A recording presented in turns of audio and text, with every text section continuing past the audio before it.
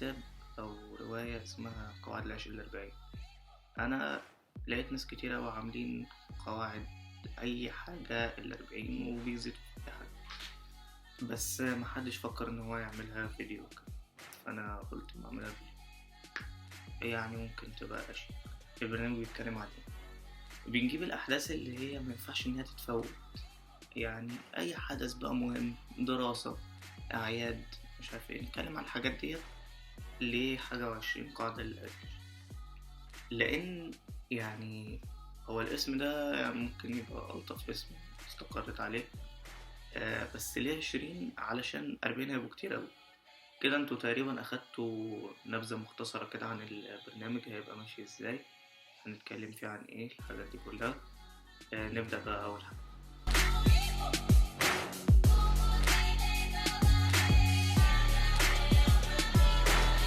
والسلام عليكم في أول حلقة من حلقات برنامج حاجة وعشرين قاعدة للقلش.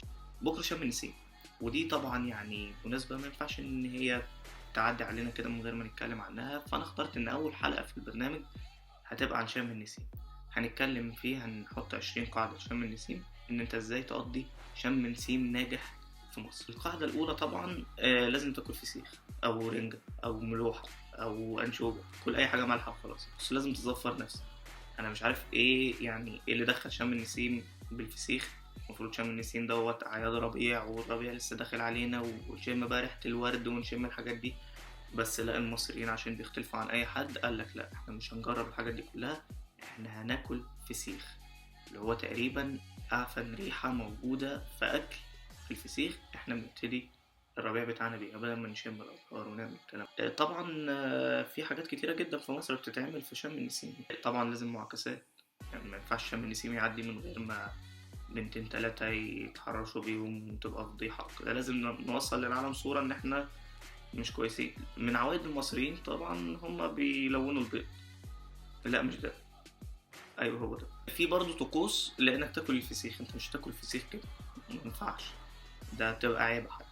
انت عشان تاكل فسيخ لازم تجيب الفسيخة وتجيب جنبها بقى شوية بصل، وبصل لازم يبقى في خل، متعرفش ليه بس لازم يبقى في خل. ليمون كتير جدا. تقعد تاكل، وبصل مش العادي، بلا البصل الأخضر الطويل ده. طب حد هيقول لي احنا المفروض ناكل الفسيخ ده فين؟ ما ينفعش تاكله في بيتك، ما ينفعش تاكله برضه في بيت واحد صاحبك، ما ينفعش تاكله في أي حتة، انت لازم تاكله في أي حديقة عامة. لسببين: السبب الاولاني ان الزباله اللي هتطلع من الفسيخ بعد ما تخلص كل الكلام ده ما ينفعش ان انت تاخدها ترميها في الزباله زي اي بني ادم عادي، لا ده انت بتسيبها مكانك. فمش هتسيبها مكانك في البيت، تسيبها مكانك مثلا في جنينه او حاجه من الحاجات دي. ثانيا لان انت لو قاعد في بيت او قاعد في اي مكان مغلق، ريحه النفس بتاعت الناس هتخنقك. فلازم تاكله في اي حديقه عامه او نادي مكان، اي حته تقدر ان انت تاكل فيها فسيخ غير البيت. كل على البحر مثلا. في برضو اكلات معينة جدا لازم تتعمل في شم النسيم زي المانجاونة مثلا. دي حاجة عجين ملهاش أي طعم، ملهاش أي ريحة، ملهاش أي حاجة في أي حاجة، بس لازم تتاكل. ما ينفعش يعدي شم النسيم من غير ما تاكل مانجاونة، الناس تاكل وشك. المفروض والطبيعي ان طالما ان انت يعني جيت على نفسك وكلت فسيخ، مع ان في ناس بتحبه جدا وفي ناس ما بيحبش الفسيخ وناس يحبوا الرنجة يعني. بس طالما ان انت جيت على نفسك وعملت كده في بقك، دي جريمة طبعا. بس على القليلة يعني كل بان المفروض ان اكتر ناس هيكسبوا في شم النسيم بعد بتوع الفسيخ بتوع اللبان، بس ده مبيحصلش. اكتر ناس بيكسبوا بعد بتوع الفسيخ في شم النسيم بتوع الشاي، لان انت لازم تحبس. وسلام بقى لو بسجارة مع الشاي، يعني تحبس بشاي وسجارة، يبقى اكتر ناس بيكسبوا بعد بتوع الفسيخ بتوع الشاي وبتوع السجاير. من الحاجات برضو اللي ملهاش اي 30 لازمة ولازم بتتعمل في شم النسيم اكتر من اي حاجة تانية، الترمس والحلبة والحاجات دي. انا مش عارف ليه بقى، مش معنى شم النسيم ما تعرفش معناها موجودة على طول، بس لا دي تتاكل في شم النسيم بس. لمة العيلة دي حاجة من الحاجات اللي انا بحب شم النسيم علشانها. لمة العيلة لازم كلنا نتلم مع بعض، وطبعا بقى مامتك تيجي تطلع لك الصور القديمة بتاعتك وتفرجها لأهلك اللي شافوها شم النسيم اللي فات وضحكوا عليها، بس تقريبا هيضحكوا عليها في شم النسيم دوت أكتر. في ألعاب كتيرة جدا بتتلعب، ألعاب عائلية جدا زي فتح يا وردة، قفل يا وردة، تلعبوا كوتشينة، ومش أي كوتشينة، لا تلعبوا أسرة بس. ممكن برضو تلعبوا نط الحبل، مش هيقول لا. غالبا وانت قاعد بتاكل فسيخ هيبقى في القعدة واحد فرفور جدا، او غالبا هيبقى واحدة اللي هي لا ياي ايه ده فسيخ مقدرش، وهي اساسا اول ما هتروح البيت هتضرب لها 2 كيلو فسيخ لوحدها. في عيل رخم دايما هتلاقيه قاعد جنبك لازقلك ويقول لك عمو فصص لي، عشان هو ما بيعرفش يفصص.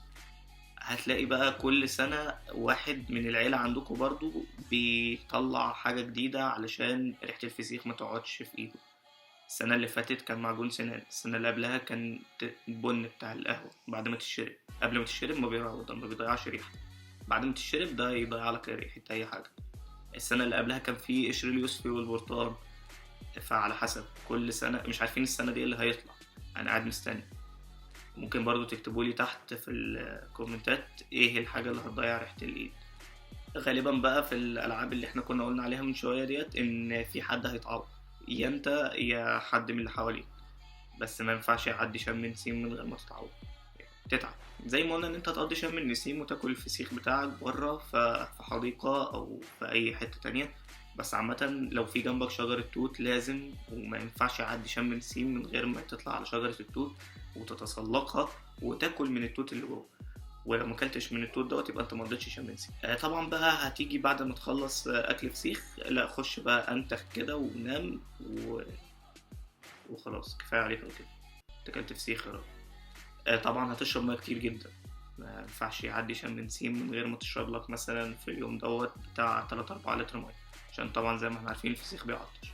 يا ريت بقى بعد ما تخلص يوم شم النسيم دوت لو انت قضيته في الشقه وكلت فسيخ في الشقه تولع في الشقه بعد ما تخلص خالص علشان الريحه هتقتل.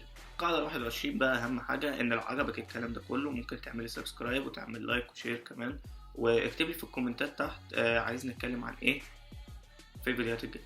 أشوفكم في حلقة جديدة، سلام.